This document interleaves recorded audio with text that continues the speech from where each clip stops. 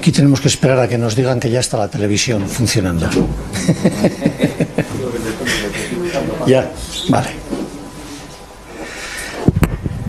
Egun on guztioi eta ondo etorriak. Eskerrik asko zeuen arretagaitik. Gurekin dugu Pedro Miguel Lamet, gaurko islaria. Nik uste dut nahiko ezaguna dela eta nahiko ospetsua. Berari baita ere esaten dautzugu ondo etorria Bilbora. Eta ondo etorriak baita ere Barria telebistas ikusten guztioi. Buenos días a todos, bienvenidos. Muchas gracias por vuestra acogida a nuestra invitación, un poco precipitada. No hay que explicar los porqués. Y a todos los que nos seguís por Barria Televista, que en este momento está ya emitiendo esta charla. Bienvenido también a Pedro Miguel. Nos sentimos muy honrados con tu presencia aquí entre nosotros. Pedro Miguel es jesuita, poeta, novelista, periodista, ha sido profesor de Ciencias de la Información, director de Vida Nueva en una época gloriosa de la revista. Ha estado trabajando también en la Radio del Vaticano. Es persona que conoce bien la situación y las perspectivas de la Iglesia Universal y que conoce también, creemos, los entresijos de Roma. Le hemos pedido que nos hable hoy. Bueno, perdón, se me ha olvidado saludar también a los medios de comunicación que estáis aquí presentes. Le hemos pedido que nos hable hoy de este tema, no tanto que haga un balance del pontificado de Benedicto XVI, sino que nos hable de el Papa posible, el Papa deseable. Lo hemos adelantado a la fecha de hoy porque había tal cúmulo de rumores sobre el adelanto de la cita del cónclave que no quisimos hacerlo mientras estaba el cónclave, sino antes. Papa posible y Papa deseable, se busca Papa, el título lo dice todo, y deja intuir también se busca Iglesia, porque cuando pensamos qué Papa queremos, estamos pensando también más o menos explícitamente en qué Iglesia queremos. Como otras veces, Pedro Miguel, tendrás un rato tranquilo para tu exposición. Ahora a la mañana andamos un poco más holgados de tiempo. Luego tenemos un ratito para el café que está preparado en el pasillo. Y luego tendremos también un tiempo para el diálogo. No sé si te he presentado bien. Muy bien, demasiado bien. Muy bien, pues Pedro Miguel, tienes la palabra y te escuchamos con interés. Muy buenos días a todos. Estoy muy orgulloso y contento de estar aquí en Bilbao de nuevo, una ciudad tan entrañable y con unos cristianos tan comprometidos como han sido siempre los cristianos vascos. Yo, bueno, como periodista tengo que ir a salto de mata siempre. Cuando salen las noticias estamos presentes. Hay gente que en cuanto le piden que vaya a un medio de comunicación por un acontecimiento como este se echa a temblar, porque dice, bueno, ¿y qué digo, no? El día en que se dio esa noticia sorprendente, pues yo estaba trabajando como siempre en mis libros, en mi ordenador, cuando empezaron a llamarme gente, y tuve hasta 50 llamadas de medios de comunicación, y en uno de ellos, me parece que fue en la 1 de televisión, en el debate de la 1, dije claramente, digo, yo estoy asombrado porque durante el año entero nadie se interesa por la Iglesia, ni por la vida de la Iglesia, ni por los acontecimientos verdaderamente auténticos de la Iglesia, y aquí de pronto, o bien cuando hay un escándalo, pederastia, lo que sea, o bien cuando se muere un papa, o bien como en este caso, que es todavía mucho más sonado que si se muriera un papa, porque claro, es mucho más noticia, porque la noticia siempre es lo más raro, y lo raro en este caso era que pues dimitiera. Yo voy a hacer una exposición un poco, primero de los antecedentes, porque aunque no voy a hacer un balance del pontificado, sí hay que ver qué antecedentes hay del pontificado para saber comprender un poco lo que puede suceder. Después, en segundo término, voy a estudiar un poco el Papa soñado, o sea, el Papa deseable, y luego, en tercer lugar, el papa posible, es decir, los candidatos que hay, y sin realmente hacer una quiniela definitiva, porque no me la juego, yo creo que nadie se la juega, pero sí voy a presentar todas las quinielas que hay y todos los candidatos que hay. Con lo cual, pues podemos tener una visión de conjunto del momento presente. Yo estuve en las 3 elecciones anteriores y mi tesis es que un gesto vale una vida. Entonces, el momento de presentarse cada uno de los papas ha sido algo para mí definitivo desde el punto de vista de lo que luego ha sido ese papa. Bueno, primero yo estuve allí en el Vaticano, concretamente en la Plaza de San Pedro, en el momento, yo estaba entonces en el diario Pueblo y en Vida Nueva, y recuerdo que cuando salió el Papa de la Sonrisa, Luciani, pues a mí me pareció una cosa muy curiosa, porque había habido una especie de comité para la elección de un papa que en el Hotel Columbus, que está en la Villa de la Conciliazione, nos había reunido una serie de periodistas. Y era un comité de esos típicamente gringo, americano, ¿no? Que venía a decir que buscaban un papa que supiera sonreír, porque por lo visto los papas anteriores no sonreían bien del todo, ¿no? Y entonces pues se buscó un papa que supiera sonreír y salió un papa que sabía sonreír, el Papa de la Sonrisa, ahí lo tenemos. Pero claro, Papa Luciani no solamente era una sonrisa, salió con el cuello tronchado, salió frágil, una vocecita suave, ¿no? Aquel que escribía pues unas cartas a unos personajes, un papa catequista, un papa que venía de Venecia, dulce, pero que duró muy poco. ¿Por qué? Pues yo creo que esa fragilidad anunciaba que no iba a aguantar lo que era el Vaticano.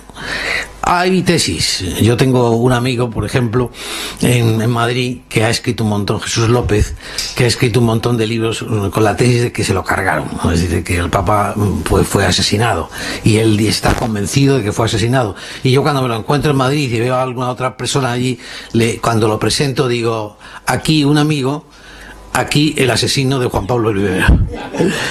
y realmente porque está convencido de ello. Otros dicen que no, que fue el corazón, no le aguantó cuando vio todos los problemas que tenía allí delante. Un gesto. Otro gesto es el de Juan Pablo II. Juan Pablo II, el Karol Wojtyła, yo estaba en la Plaza de San Pedro y era corresponsal en ese momento era corresponsal del diario Pueblo. Y recuerdo que entonces no había la tecnología que hoy hay. Y cuando salió ya el humo blanco y salió el nombre Wojtyła, recuerdo que los ignorantes del diario Pueblo que estaban al otro lado del teléfono, pues en primer lugar se había ido la luz en Madrid, y una cosa que muy curiosa, ¿no? Y entonces no había tanta tecnología, que yo estaba dictando la crónica y dice, bueno, pero ese papa es negro, porque me decía Wojtyła, porque claro, aquello sonaba rarísimo, ¿no? Y digo, no, es polaco, polaco. Y entonces recuerdo que el diario Pueblo, que entonces era un periódico que titulaba con unos titulares muy grandes, puso en negro sobre blanco, o al revés, blanco sobre negro, tintando toda la portada del periódico, Papa polaco. Y yo creo que no me equivoqué. Pero el gesto fue muy importante, en el sentido de que Juan Pablo II, a diferencia de todos los papas que ponían las manos así delante del pecho, así en un acto muy clerical, digamos, puso las manos sobre el balcón. Me dijo, aquí estoy yo, ¿no? Y recuerdo que un técnico de Radio Vaticano que estaba a mi lado me dijo, mi ha sembrato proprio Mussolini. Es decir, que le recordaba un poco por la cara y por el gesto un poco a Mussolini, ¿no? Hombre, es decir, se vio claramente que era un líder como ningún papa pone las manos como lo hace un líder político, ¿no? sobre el balcón de la logia. Y era también pues una persona decidida, y así fue, era un hombre joven además, ¿no? Y todo eso se vio ya en ese primer momento. Y el tercer papa, pues lo hemos visto cuando salió, con esa voz dulce, povero lavoratore en la chiesa y tal. Entonces un hombre realmente para adentro. Así como Juan Pablo II era un hombre para afuera, en el primer gesto ya se vio que era un hombre intelectual, un hombre de espiritualidad, un hombre para adentro, pero con una mirada muy lista, una mirada como de lechuza, ¿verdad? Que no se le escapa nada, ¿no? Y entonces este ha sido el gesto de inteligencia y del papado que hemos conocido. Este papa, antes de la elección, ya nos da un poco la clave de lo que ha sido este pontificado y de lo que puede ser el futuro. Él era de la escuela de Agustín y Bonaventura, fue perito en el concilio, y cuando fue perito en el concilio era perito de Joseph Frings, que era, digamos, el adalid de la línea más progresista de la Iglesia. Sin embargo, él tenía un aspecto, una visión un poco negativa de algunas cosas del mundo de hoy y sobre todo, diríamos, de la Gaudium et Spes. Y en eso coincidía con Wojtyła, que no estaba muy de acuerdo con la Gaudium et Spes, le parecía un poco demasiado optimista, ¿no? Y veía que la fe tenía que cambiar el mundo y solamente desde la fe se podía de alguna forma cambiar el mundo. Se conocían de él aquellos enfrentamientos que tenía con Hans Küng en Tubinga como profesores. Los dos eran dos líderes, dos profesores muy brillantes, y así como Hans Küng era un hombre muy mediático y con mucho éxito en los medios y los libros se leían, iba de alguna forma oscureciendo a Ratzinger, que también era un gran teólogo y un gran profesor, pero decían que había tal competencia entre ellos que hasta competían por la marca de coche que llevaban cuando iban a dar clase. Pero bueno, fuera como fuera, es que mientras que Hans Küng sigue como teólogo puntero y progresista, Ratzinger pasa a ser arzobispo y cardenal y escribe su magnífico libro Introducción al Cristianismo, que el otro día me decían una persona que estaba dentro de una organización laica muy importante y muy conocida y demás, que en esa organización de ese movimiento religioso pues estaba prohibido Ratzinger, el libro de Ratzinger, por demasiado progresista, y en cuanto lo hicieron cardenal y ya de alguna manera pues pasó a ser admitido. Bien, hemos sabido cómo fue su trayectoria como cardenal. Yo creo que porque de alguna manera se lo impuso el Papa, que fuera el guardián de la ortodoxia y el martillo de los teólogos disidentes, sobre todo en su época de prefecto de la Congregación para la Doctrina de la Fe. Pero esta época de cardenal fue una época llena de experiencia. Fijaos en esa fotografía, porque a mí me parece que es una fotografía que dice mucho del futuro y de lo que estamos viendo. Fijaros cómo está ahí Juan Pablo II de mal, aguantando hasta el final, y cómo la cara de preocupación con que le mira a Ratzinger. ¿Eso qué significa? Pues significa nada más y nada menos que él se dio perfectamente cuenta de cómo fue ese último tramo final del pontificado. Yo creo que evidentemente pues sí, era un santo, pero una cosa es ser santo y otra cosa es el sentido común, diríamos, del gobierno de la Iglesia. ¿Y qué sucede cuando un papa está hasta el final y se muere delante de las cámaras? ¿Quiénes gobiernan? ¿La curia? Entonces eso de alguna manera agrandó a la curia, la hizo más potente, más poderosa. Y evidentemente esta imagen, para mí, dice todo lo que ha pasado después. Entonces viene el cónclave del 2005 y nos encontramos con un Ratzinger que ya en el discurso Proeligendo Pontifice, ante el espectáculo impresionante de la Capilla Sixtina de Michelangelo, pues da un discurso que a mí me dejó de piedra cuando yo lo vi. Me pareció enormemente negativo, enormemente duro. Me parecía que aquello era demasiado. Todo estaba mal, el mundo estaba mal, pero claro, era un discurso inteligente también. Él pensaba en los electores que tenía delante. ¿Y quiénes eran los electores que tenía delante? Pues los que había nombrado Juan Pablo II, que él conocía perfectamente y sabía cómo pensaban. Entonces yo creo que era un discurso para ser elegido. La candidatura de Ratzinger fue desde el primer momento muy importante, de manera que ya en el primer escrutinio salió muy avanzado. a diferencia de lo que se ha dicho de que Martini fue el otro candidato, la competencia verdadera, no fue Martini, fue otro jesuita, pero mucho más carca que Martini, Bergoglio. Bergoglio, como sabéis, es argentino, y dentro en Argentina y dentro de la Compañía de Jesús tiene como una especie de chetus, de grupo en una línea muy conservadora, ¿no? Pues bien, en el primer escrutinio tenemos ahí que Ratzinger tiene 47 votos, Bergoglio 10, Martini 9, Camilo Ruini 6, Sodano 4, Óscar Rodríguez Maradiaga 3 votos y Tetamanzi, el sucesor de Martini en Milán, tiene 2.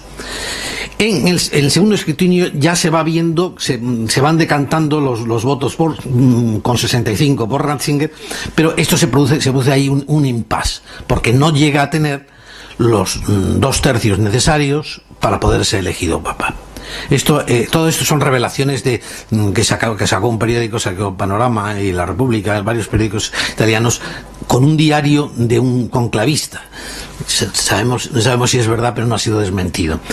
Y entonces llega un momento en que Bergoglio dice: yo tengo que renunciar porque esto realmente no está bien y hay que dejarla que Wojtyła siga adelante.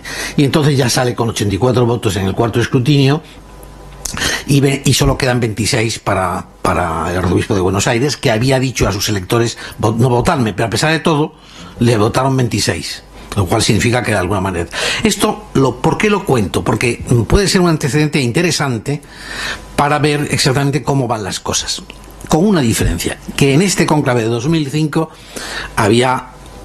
se había estado muriendo Juan Pablo II un tiempo, por lo tanto los movimientos de intereses de la Iglesia estaban en marcha, había habido un funeral, pero ahora ¿en qué estamos? Estamos en que esto ha sido una sorpresa, un golpe de efecto, un momento cumbre, y que de alguna manera pues no están las cosas tan claras. O sea, había muchos más candidatos. La prueba es que incluso Martini se llevó un bastón. Martini no llevaba bastón, pero se llevó un bastón al cónclave para que no le eligieran, porque sabía que era candidato, y de hecho le votaron también. Entonces es elegido el Papa Ratzinger, y lo tenemos durante 8 años de Papa, con una dificultad muy dura. ¿Qué Papa ser? ¿Qué Papa voy a ser? Después de Juan Pablo II el Magno, con todo lo que había hecho, con todo lo que se había movido, con todo lo que iba a hacer. De alguna manera, además, él tenía una imagen de bulldozer, realmente decía el lobo alemán, ¿no? El pastor alemán, y con esa imagen, ¿cómo voy a gobernar la Iglesia? Y entonces cambió el chip y se hizo un papá para todos, dulce, suave, y tal.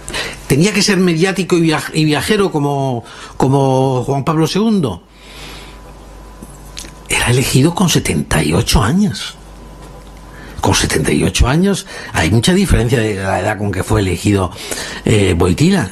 ¿Cómo podía de alguna manera responder a ese torrente que había sido Juan Pablo II? Entonces, por una parte, decidió seguir lo importante a Juan Pablo II, pero solamente lo importante. Es decir, eligió jornadas de la juventud, viajes más importantes, pero a eso le costaba.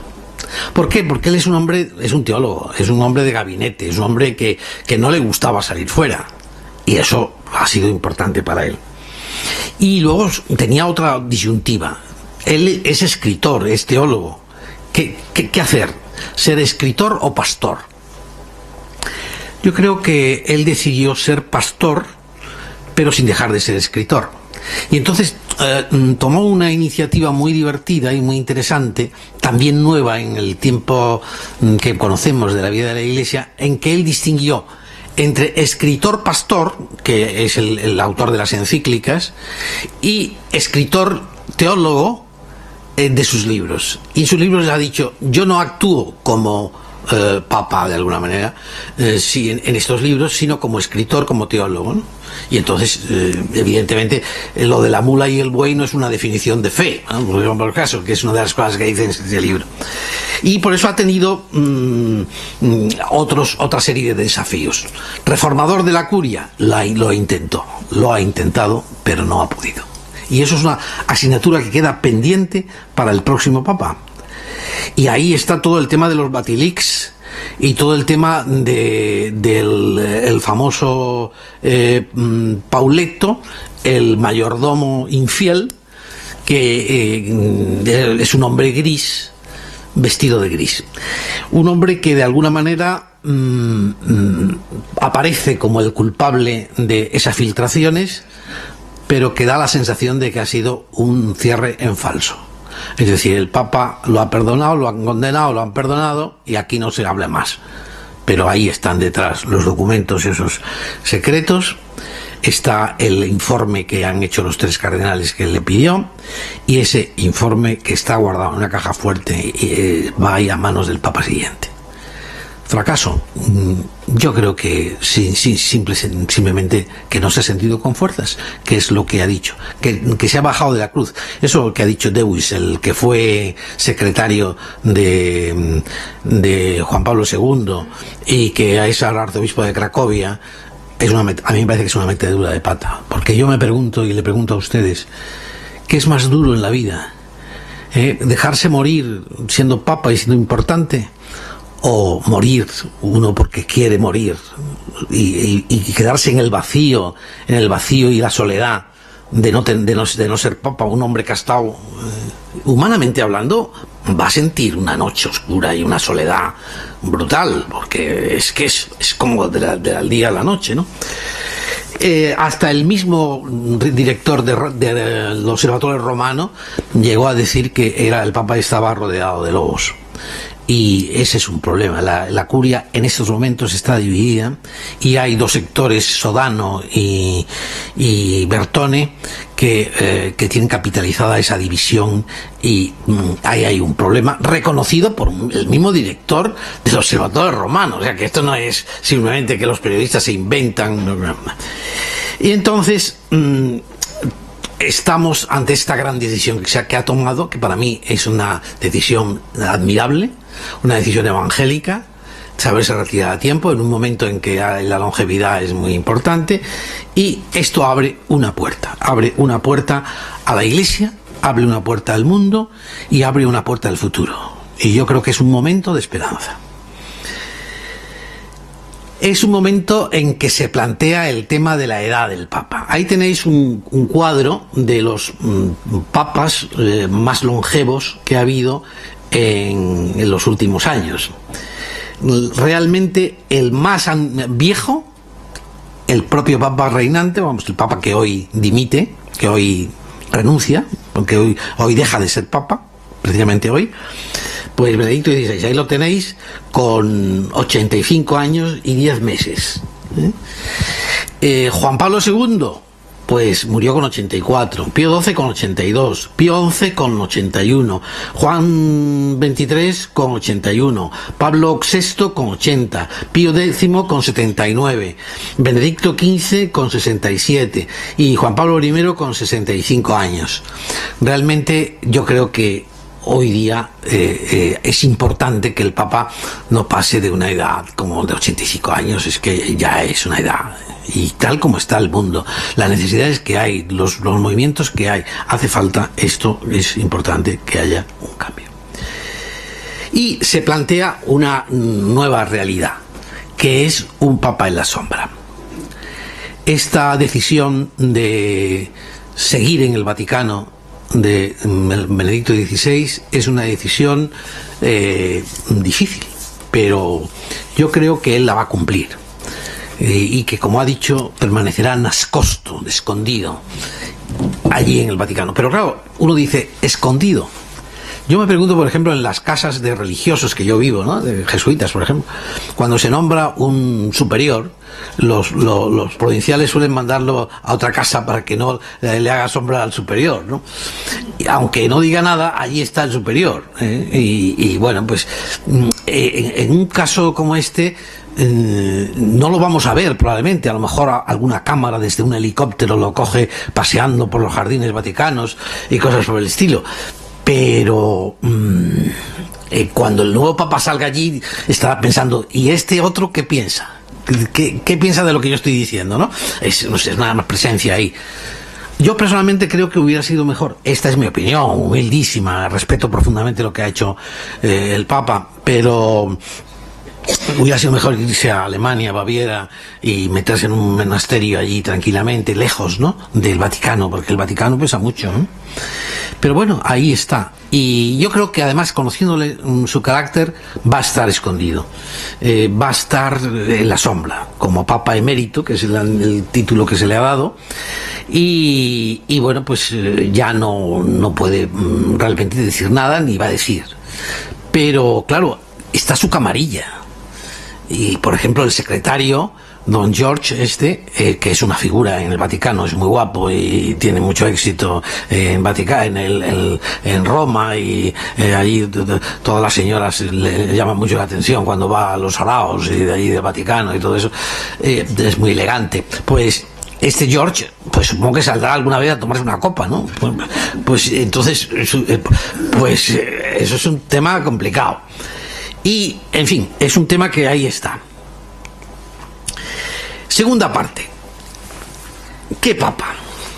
¿Y qué papa queremos? ¿Y qué papa puede ser posible que tengamos? Yo creo que una cosa es lo que se sueña y otra cosa es la realidad. Yo voy a poner mi sueño, que es un sueño discutible, como el de tantas personas, pero es mi sueño de papa.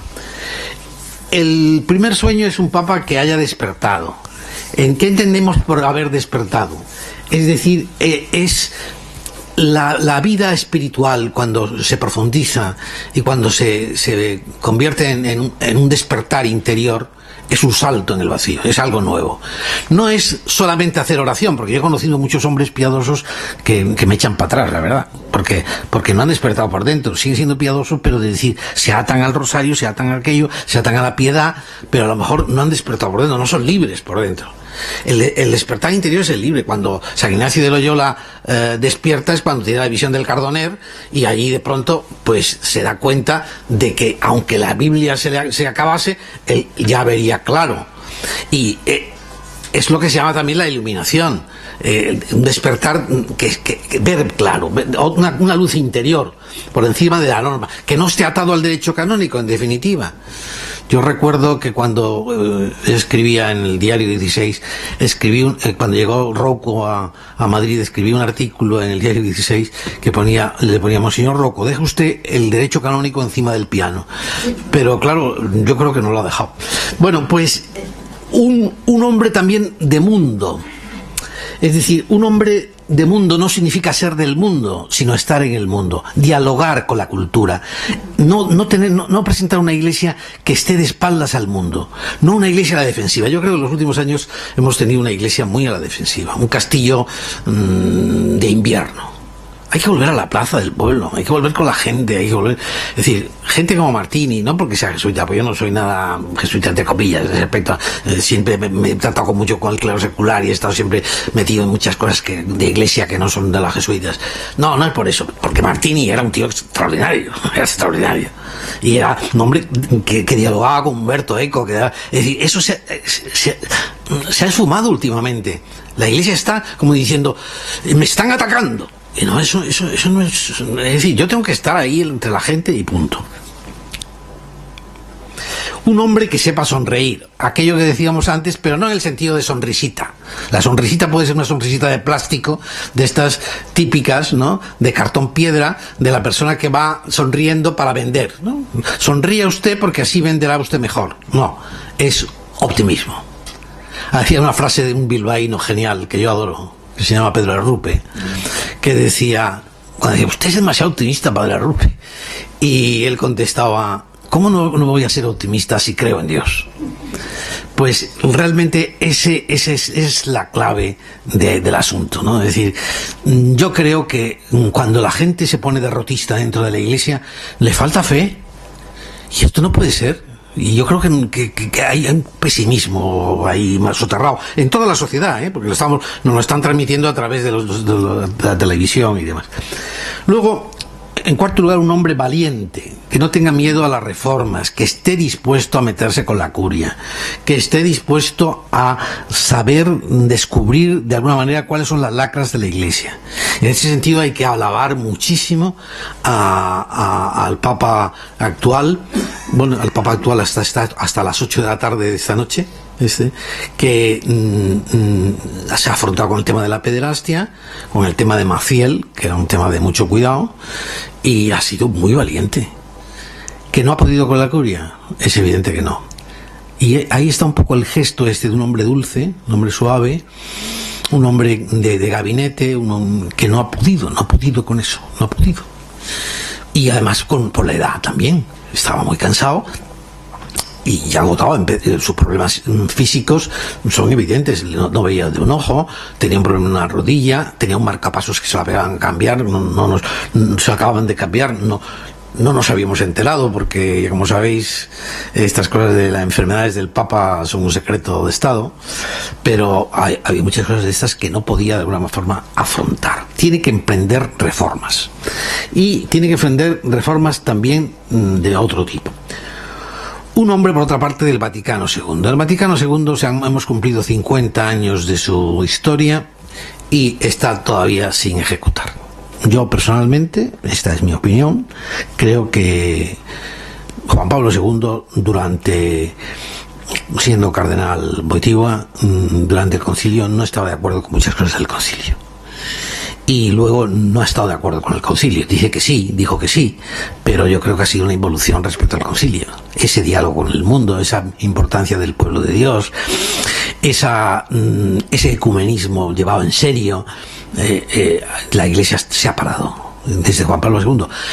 No hacia afuera, porque tú le preguntas a los jóvenes, el Papa Juan Pablo II, Sí, desde el punto de vista mediático, pues era un papa muy conocido, pero como le decía una vez el padre Tucci, cuando le preguntó Wojtyła en el avión, una vez le preguntó, padre, ¿qué le ha parecido mi viaje? Un viaje a América Latina, y le dijo, pues santidad, yo creo que se han quedado con la música, pero no con la letra. Y eran como esos farolillos que se caen de las ferias después de la gran fiesta, un estallido de colorido y todo esto, y luego al final pues no quedaba nada mucho, ¿no? Y yo creo que ese cambio, esa vuelta al Vaticano II es fundamental. Hay que volver a la plaza pública, hay que recobrar el concepto de pueblo de Dios, de ecumenismo, de libertad, de independencia de los poderes públicos, de no pretender bautizar las instituciones civiles, este fundamentalismo que realmente, ya estamos con los de aquí, pues ofrecer el mensaje de Jesús con limpieza, que no tenga miedo si es necesario de convocar un nuevo concilio. Que yo comentaba esto en mi blog, me decía, no, por favor, que no lo convoquen porque va a ser un concilio más antiguo, más retrógrado que el anterior, pero bueno, ahí está la idea, por si es necesario, ¿verdad? Un hombre libre, que deduce de ese despertar interior del primer punto, ¿no? Pero el oficio de Papa está lleno de condicionamientos para el que se sienta en la sede apostólica, y ha de mirar sobre todo a su conciencia y delante de Dios tomar decisiones. Este último acto, por ejemplo, de Benedicto XVI es un acto admirable. Yo, si fuera solamente juzgar todo el pontificado de Benedicto XVI por este acto, yo chapó, porque realmente creo que es un acto de libertad, que es un acto moderno, que es un acto de respuesta al mundo actual, y que es un acto de amor a la Iglesia, y que es un acto duro, difícil. Yo lo admiro, a mí me ha parecido muy libre. Y además, una cosa muy importante, él al parecer no podía echar a una serie de personajes de la curia, y entonces ¿Cuál es la manera de echarle? Echarse a él mismo. Como se tienen que ir todos, pues echa a todos de camino. Séptimo, un hombre con buena salud. Ni muy viejo ni muy joven. ¿Por qué? Porque si es muy joven dura una eternidad y no conviene. Por si además, como tiene que decidir él si renuncia o no renuncia, pues si no quiere renunciar, pues tenemos papo para rato. Psicológica y físicamente maduro, con capacidad física y espiritual para afrontar los desafíos de un tiempo difícil. Yo pues hay 65 o 75 años entre esa edad, pero bueno, da igual. Es decir, yo un hombre de una... Hoy día un hombre entre 60 y 70 años no es un hombre viejo. Antiguamente sí, hoy es un hombre que puede hacer muchísimo, y además en la Iglesia hay que ver un poco esa idea de Cicerón, de senectute, ¿no? El hombre maduro, el hombre, el senior, que sabe decidir, que no es un chiquilicuatre, que sabe tomar decisiones como debe ser. Luego, también se pediría un hombre universal. ¿Por qué? Porque, por ejemplo, cuando uno es de una familia religiosa, cercano al Opus, cercano a los jesuitas, de Comunión y Liberación, de no sé qué, no sé cuánto, de los dominicos, ahí se crea un poco el problema de la familia. Es verdad que algunos de estos hombres han sabido luego pues separarse un poco, y darlo. El anterior obispo de Bilbao, por ejemplo, creo que estaba unido a un movimiento, ¿no? Pues eso don Ricardo luego no se vio absolutamente nada proclive a ese movimiento, ¿no? Fue un hombre que se desprendió de eso, ¿no?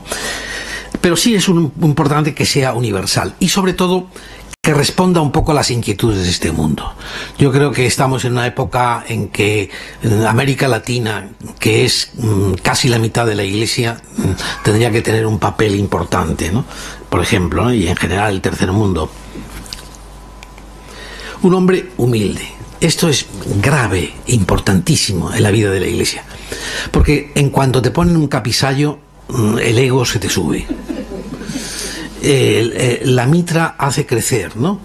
A no ser que de alguna manera, como en algunos casos, que me decía, incluso un obispo me contaba, decía, ¿sabes? Me lo contaba un obispo, Monseñor Montero, me decía, ¿sabes cuál es la mejor definición de la mitra?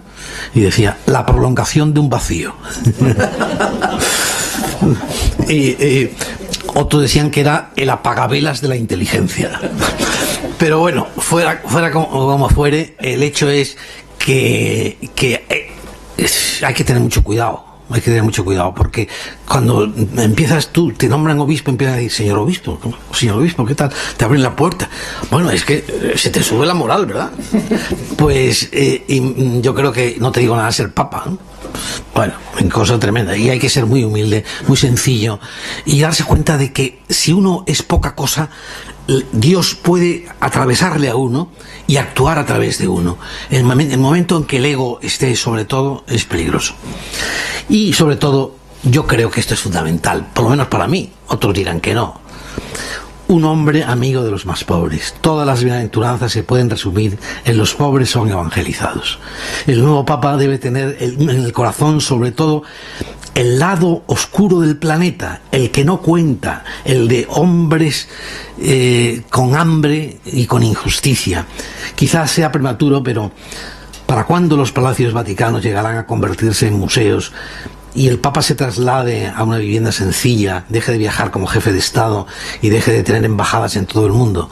Eso es el Evangelio, pero el Evangelio está con toda la rémora de la historia que hemos vivido, ¿no? Pero al menos no sería poco que al final del pontificado dijeran, por primera vez, ha sido el Papa de los pobres. Esto sí que me parece fundamental. Pero bueno, todo esto es sueño. Ahora hay que descender a la tierra. Hemos soñado. Descendamos a la tierra y vamos al Papa posible. El Papa posible. Para ver el Papa posible tenemos que, en primer lugar, describir el marco en que estamos viviendo. Y es una situación que todos conocemos. No voy a alargarme en esto porque solo con ver el telediario todos los días tenemos bastante para saber que estamos en una crisis económica brutal, que esa crisis sobre todo la pagan los más pobres, que en esta globalización hay una injusticia feroz, que las religiones, las grandes religiones monoteístas, el judaísmo, el islamismo y el cristianismo, por desgracia, están desprestigiadas porque de alguna manera se identifican con sus jerarcas y con el poder y demás, y que estamos en una situación de hambre y desigualdades donde tú figúrate que le importa a un pobre del Sahel en estos momentos el papa que salga, pues ni se entera que hay papa, que no hay papa, que deja de haber papa. Y luego está la situación interna de la Iglesia.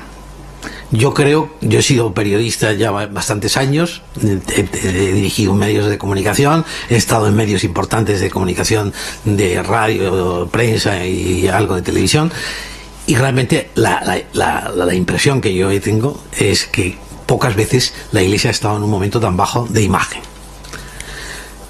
Que imagen significa lo que sale hacia afuera, porque gente maravillosa de Iglesia, vosotros las conocéis mejor que yo, en vuestras parroquias, en vuestros ambientes, en vuestras comunidades cristianas, gente entregada, gente sencilla, gente con fe, gente que se entrega al tercer mundo. Hoy, como nunca, hay cooperantes que van, juventudes con ilusión. Todo eso existe, pero eso no sale en los medios. Y la imagen que está saliendo es la de la pederastia, es la de el repliegue, las divisiones internas dentro de la Iglesia en grupos, el tema de la caverna. Hoy hay unas webs en internet que te echas a temblar lo que llaman la caverna, ¿no? La caverna, que es ese sector de la Iglesia que está a la defensiva y que no acepta el más mínimo diálogo. Ya, todo está mal, todo es terrible.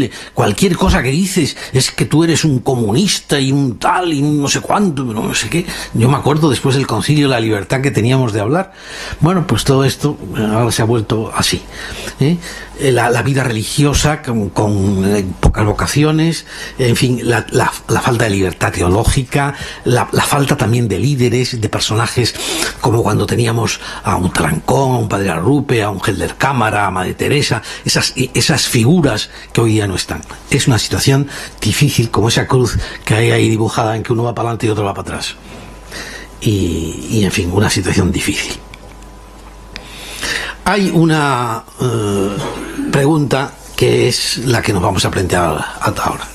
¿Quién será el próximo papa? Ese que tenéis ahí es el famoso Hans Küng, el antagonista de Ratzinger. Y hay unas preguntas que vamos a ver cómo responde él.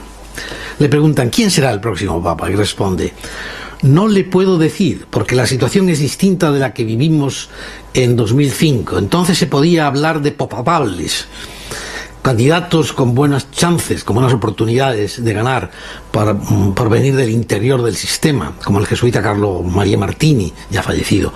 Hoy no hay papables, y eso es positivo porque abre la posibilidad de que el próximo papa sea alguien cercano al Concilio Vaticano II y a la idea y la disciplina de la renovación. Por un lado, eso es bueno, porque esto está tan liado que puede salir por donde menos te lo espere.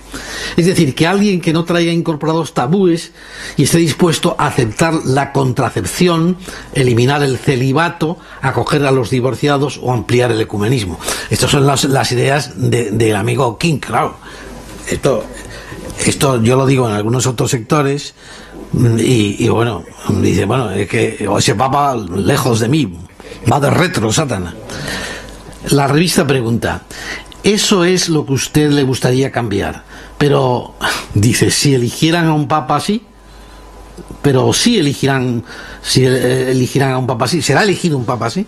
Y él responde, solo sé que la pregunta que se deben plantear los cardenales en el cónclave es, ¿renovación o statu quo? Es decir, ¿vamos a cambiar la situación de la Iglesia o vamos a mantener lo que tenemos? ¿Y cuál es la respuesta? Y Hans Küng responde, temo que optarán por el statu quo. En vez de abrirle las puertas al reinado del Cristo, redundarán en la supremacía de Pedro del papado. Eso ahondará la crisis. Como veis, pesimista. Es decir, de que no va a haber un cambio tremendo. Yo no sería tan pesimista. Yo creo que cuando eligieron, por ejemplo, a Juan XXIII, se pensaba que no iba a hacer nada porque era muy mayor, y fijaros la caca que armó. Y entramos en la historia de los papables. En esto quiero decir muy claro que estos son quinielas que hay. No me vais a decir, oye, que no salió ninguno de lo que tú dijiste.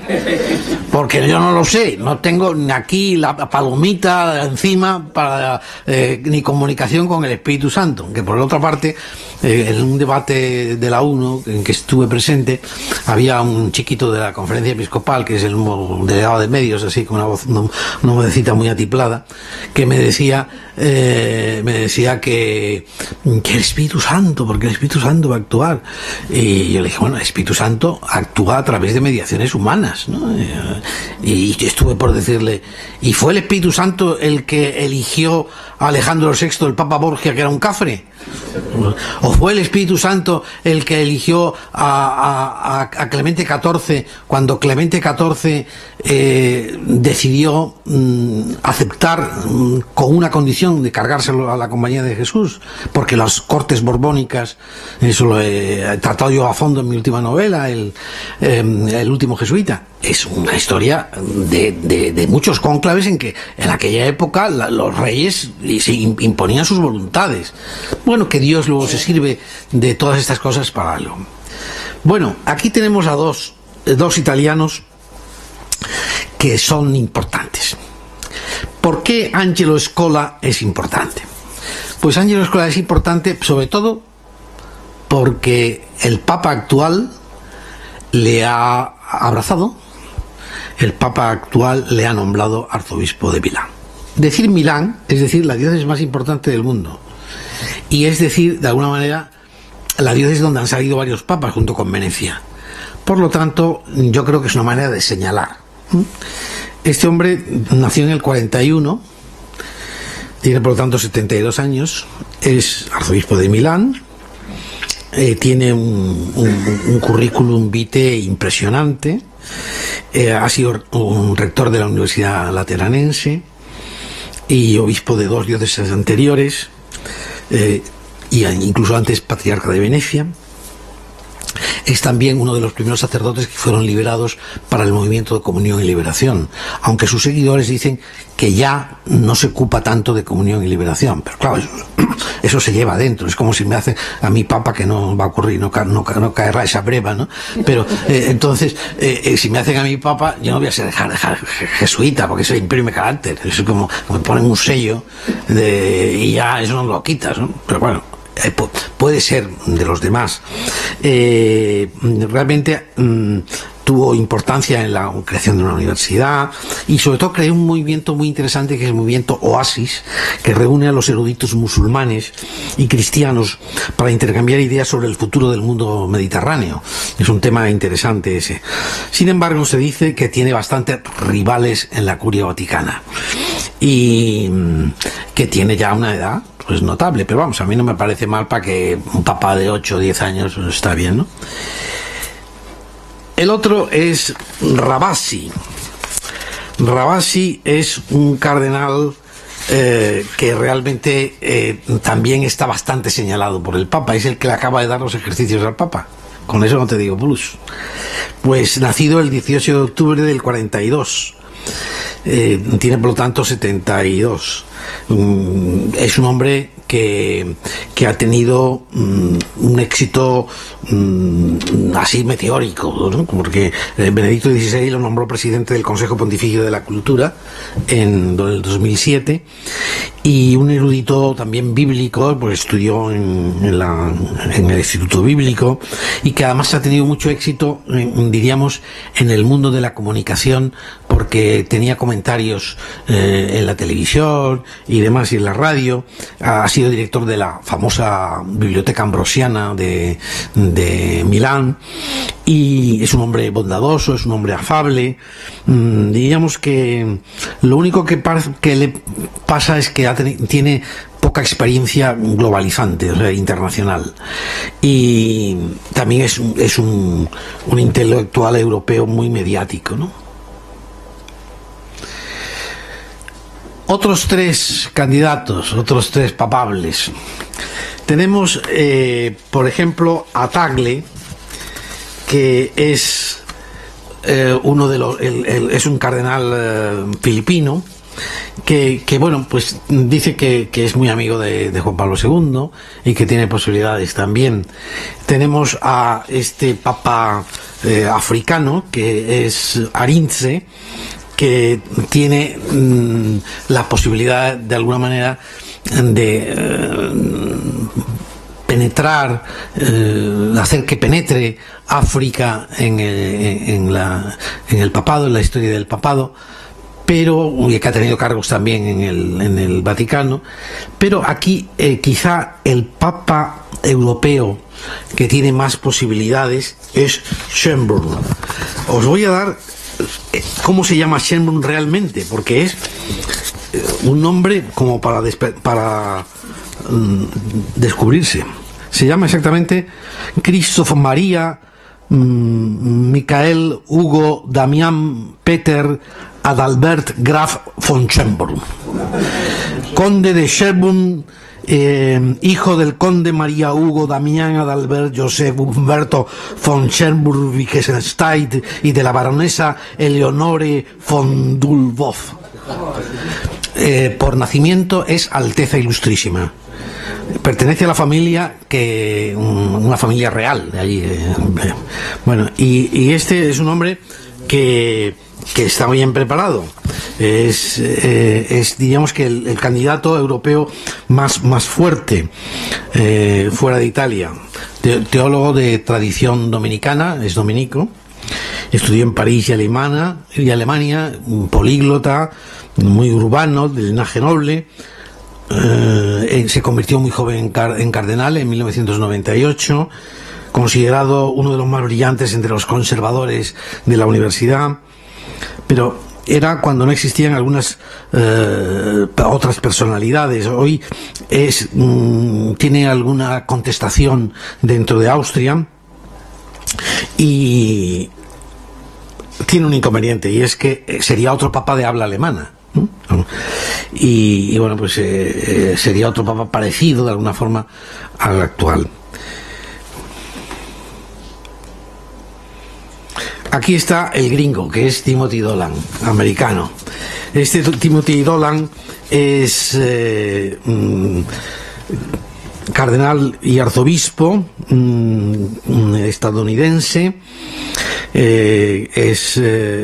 Estudió en Milwaukee, es arzobispo de Nueva York actualmente, tiene una serie de libros publicados, pero en fin, yo creo que en estos momentos estadounidense, con todo lo que ha habido de la pederastia y tal, aunque él no sea de los encubridores, ya sabéis que ha habido otro cardenal que se han echado encima porque ha sido encubridor, pues no creo que sea la persona más adecuada, ¿no? Pero en fin, puede pasar cualquier cosa. El cardenal sí es un personaje importante. Fijaros, este cardenal de la derecha, Marc Ouellet, este es el canadiense, y yo creo que tiene cara de papa, ¿verdad? También la cara es importante, ¿no? Pues este es Sulpiciano, tiene 70 años, nació en el 44. Ha estado enfrente de la Congregación de los Obispos desde junio del 2010. Es un franco-canadiense que se unió a los sulpicianos, que sabéis que es una sociedad sacerdotal importante. Fue mucho tiempo rector, profesor del seminario.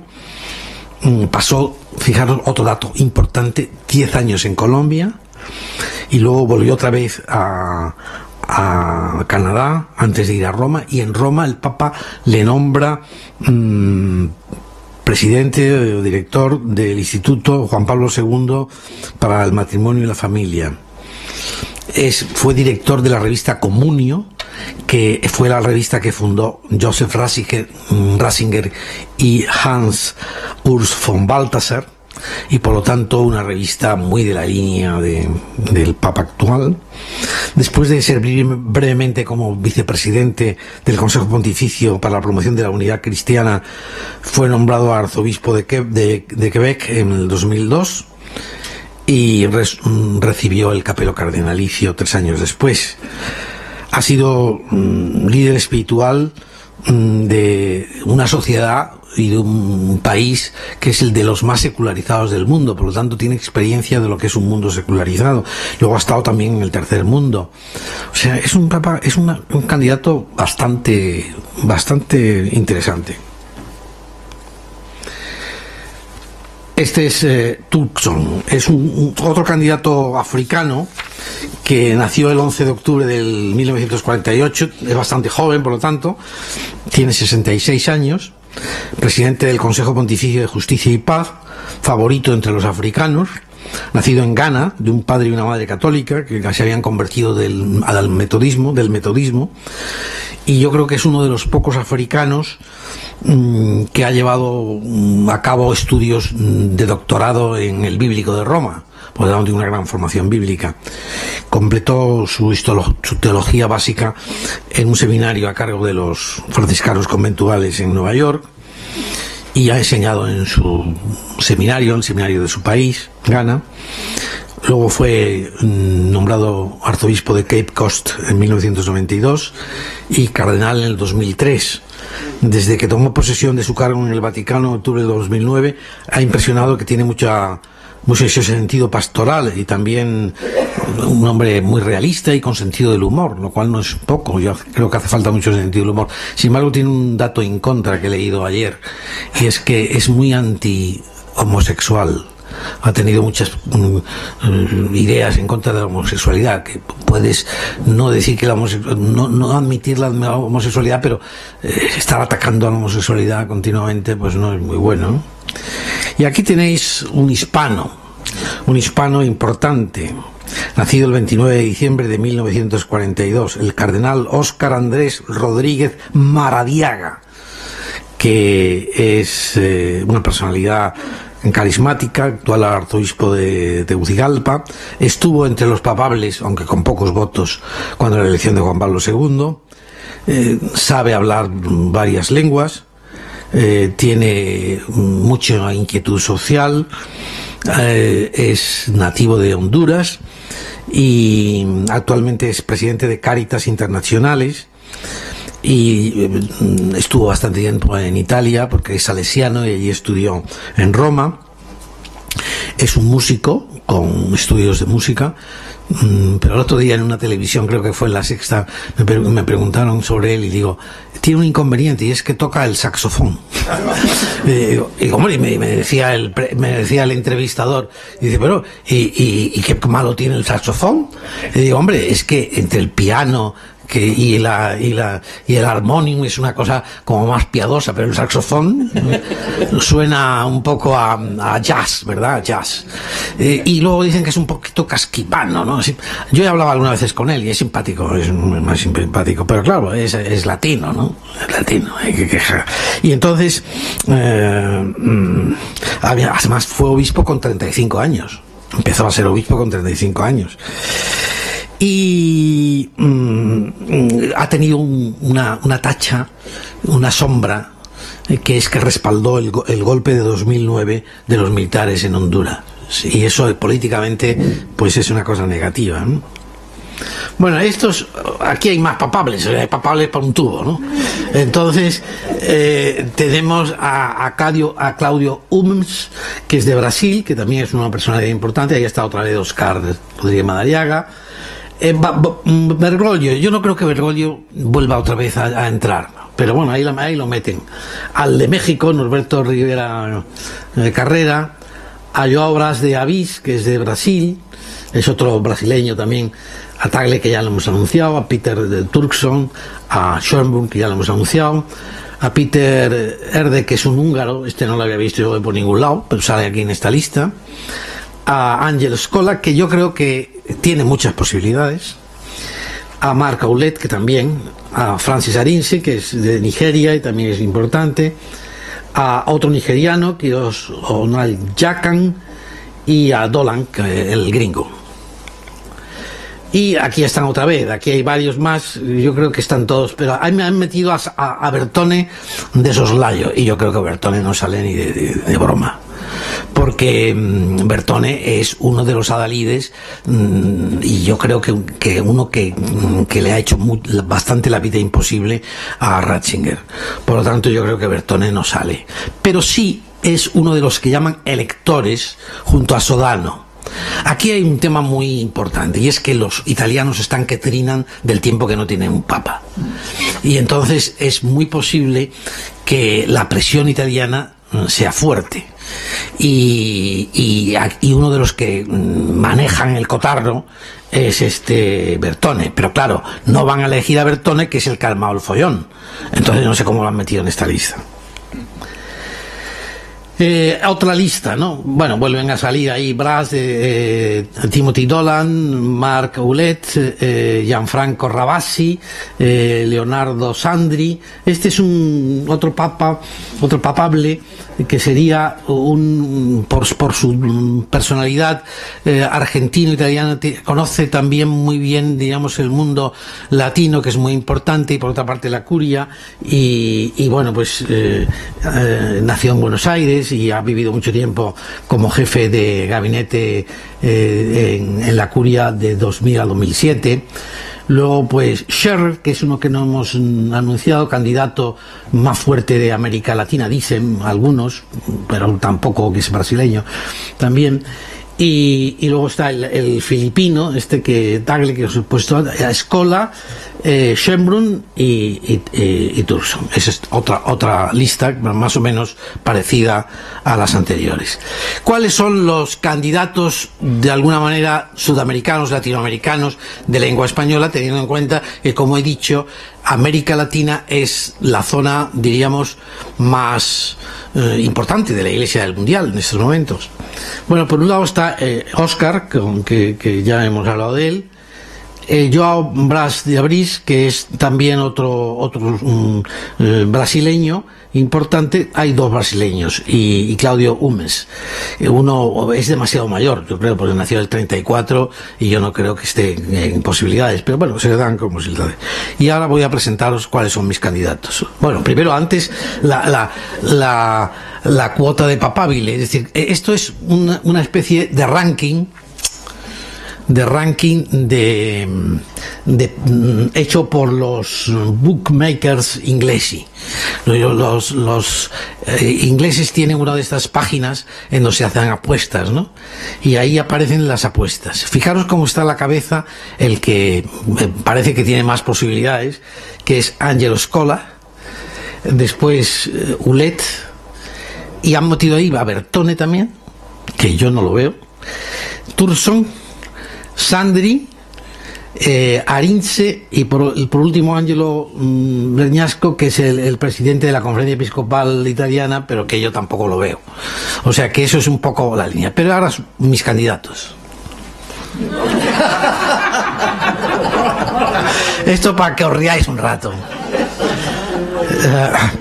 Yo creo que el de los ojos del centro tiene muchas posibilidades.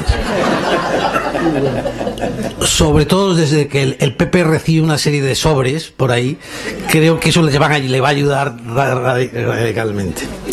Bueno, esto sirve un poco de relax, porque estas cosas de la Iglesia se toman demasiado en serio, y yo creo que hay que reírse un poco, reírse de nuestra sombra. La vida es un paso, uno se figura, a uno le hacen papa y luego deja de ser papa. ¿Y qué pasa cuando deja de ser papa? Porque le destruyen el anillo y ya uno no tiene nada que hacer, y le quitan todo y le van a dar una sotana blanca, simplemente, bueno, dice, una sotana blanca sencilla, como si la sotana blanca que ahora tiene que ser sencilla. Lo que no se va a poder poner esos gorros que le gustaban tanto a Ratzinger, el camauro, que es el rojo con un borde blanco, que solamente lo usaban los papas medievales, pero en cuanto llegó él se puso el camauro porque tenía unas ganas de ponerse el camauro tremendo. Y las sandalias del pescador, que son unos zapatos rojos de Prada, que le regaló Prada, y esos zapatos rojos, pues claro, tampoco se los puedo poner ahora, tiene que llevar unos zapatos marrones. Bueno, cosas de la vida es un soplo. Pero sí, y eso sí quisiera yo insistir, vamos a vivir un momento de gracia, un momento importante para la Iglesia. Tenemos que creer en los signos de los tiempos y creer que los acontecimientos que nos ocurren tienen un sentido y a través de ellos encontrar a Dios, porque Dios se muestra en estas circunstancias. Tenemos que volver a orar. La Iglesia necesita mucha oración, porque en la oración está la clave, está el despertar del hombre, está el encuentro con Dios, el descubrimiento de la unidad con Él, que en definitiva es el sentido de la vida y el sentido del Papa. Si todo lo del Vaticano se enfoca solo y exclusivamente como una historia política de encuentros, que también lo es, porque somos hombres, y esto no se puede olvidar, pero a través de eso y detrás de eso está Dios y hay un espíritu misterioso que actúa también, ¿no? Y luego tenemos que construir la Iglesia. Construir la Iglesia no se construye solamente desde fuera, como una cuestión de ladrillo encima de otro. Esta Iglesia de poder, de esta Iglesia de instituciones, esta Iglesia de dinero, esta Iglesia de Banco Vaticano, esta Iglesia de Batilix, ¿no? Sino una Iglesia que se construye desde el hombre, desde fuera, desde el interior del hombre, haciendo posible que descubramos cuál es verdaderamente la Iglesia de Jesús de nuevo. Y eso se puede, y lo hemos visto. O sea, ha habido papas. Juan XXIII, por ejemplo, el otro día me preguntaban en una encuesta que cuál es el papa mejor de la historia. Yo dije que Juan XXIII. Claro, me decía, bueno, uno de la historia y otro contemporáneo. Yo decía, de la historia, bueno, vamos a poner San Pedro. Claro, luego el mundo sacó San Pedro, la historia. Bueno, San Pedro está muy lejos, ¿eh? San Pedro, bueno, muy bien, pero San Pedro también se las traía, ¿eh? Porque San Pedro negó a Jesús y San Pedro quería salir de Roma para evitar el martirio y, en fin, ya calmamos la historia, que somos hombres. Y luego, pues Juan XXIII yo creo que ha sido un papa que ha abierto la Iglesia al mundo y ha abierto la Iglesia a la esperanza, y estamos un poco en rémora respecto a eso, ¿no? Pero sobre todo tenemos que construir la Iglesia desde dentro y con mucha esperanza y amor. Y tenemos que darle las gracias. Tenemos que darle las gracias a este hombre maravilloso que, dentro de su modestia y con sus defectos también, con sus limitaciones, pues ha hecho un gran esfuerzo por ser valiente en una serie de temas de Iglesia. Hombre, yo me hubiera echado de menos que hubiera dado algún paso desde dentro, ¿no? Por ejemplo, ¿qué trabajo hubiera costado darle la comunión a los divorciados? Bueno, pues yo creo que él quería. Fíjate, es de esas cosas que él quería. O decir, por ejemplo, que el preservativo contra el SIDA no está tan mal, ¿no? Si vas a matar a una persona, pues mejor poner un preservativo que no matarlo, ¿no? Bueno, pues estas cosas estaban en discusión. No es el aborto, que es un tema más duro, pero esto. O bueno, él dijo que tratar con misericordia a los homosexuales, por lo menos no darles patadas, ¿no? Por lo menos no darles patadas a los homosexuales. En fin, cosas de esas que ha dado pasos importantes. Bueno, y ya para terminar, vamos a salir de aquí.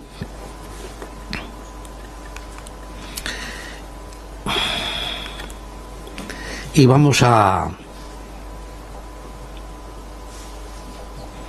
ver un vídeo, que es un vídeo latinoamericano, simplemente para ver las últimas noticias de Roma, es decir, cómo fue la despedida. Y yo creo que con eso podemos terminar la conferencia y disfrutar un poco de esto, de estas últimas noticias. Pasa aquí.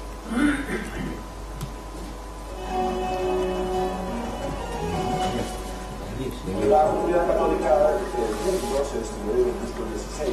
La última audiencia del Concilio que marcó un hecho histórico de que la Iglesia Católica, la primera denuncia del Papa en cerca de 600 años.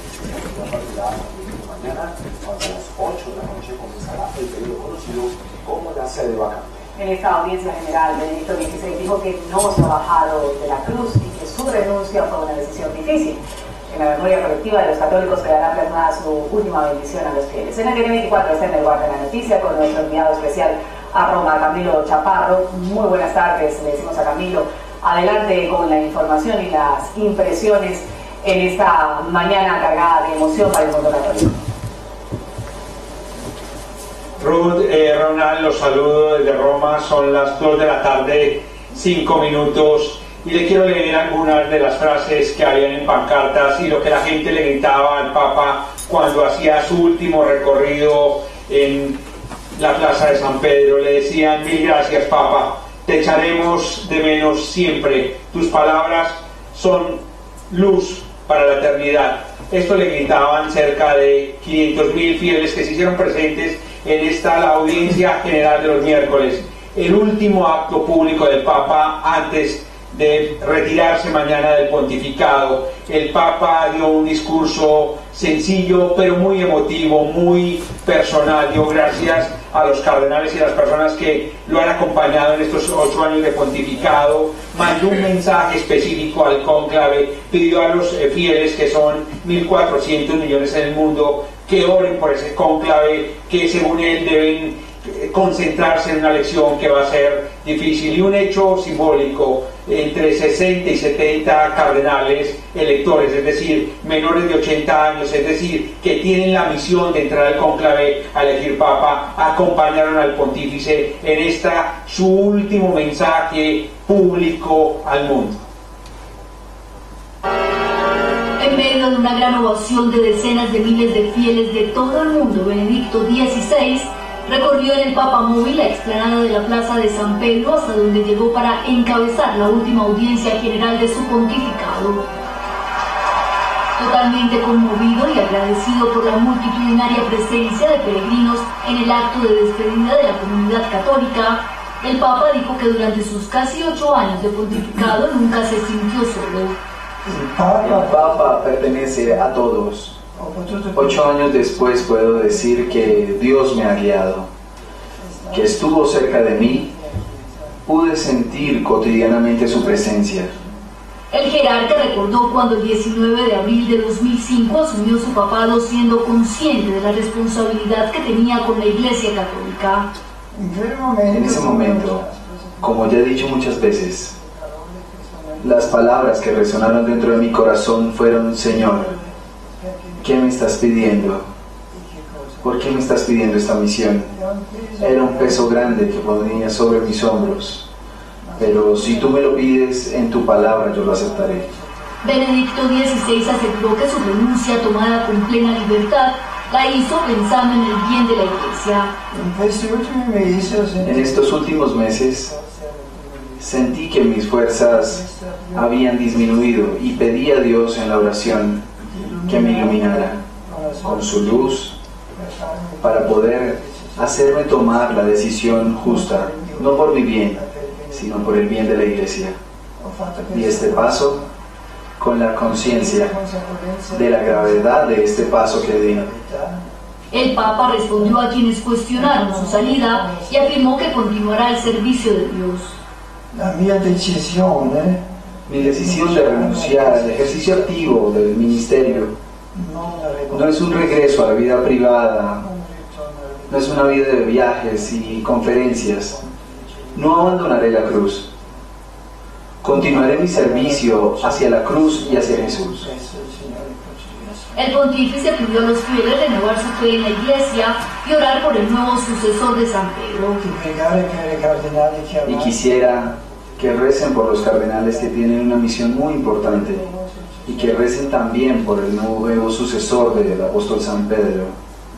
Que Dios lo acompañe con la luz y la fuerza de su espíritu. En su último mensaje, dirigido a la comunidad hispana, agradeció el respeto por su decisión de renunciar al papado. Saludo cordialmente a los peregrinos de lengua española, en particular a los grupos provenientes de España y de los países latinoamericanos que han querido acompañarme. Os suplico que os acordéis de mí en vuestra oración y que sigáis pidiendo por los señores cardenales llamados a la delicada tarea de elegir un nuevo sucesor en la cátedra del apóstol Pedro. Con un canto de alabanza a Dios, Benedicto XVI se despidió de arzobispos, obispos, cientos de sacerdotes y varios líderes políticos del mundo, ondeando banderas de diferentes países y con ovaciones. Cerca de 500.000 fieles dieron el último adiós al pontificado de Benedicto XVI.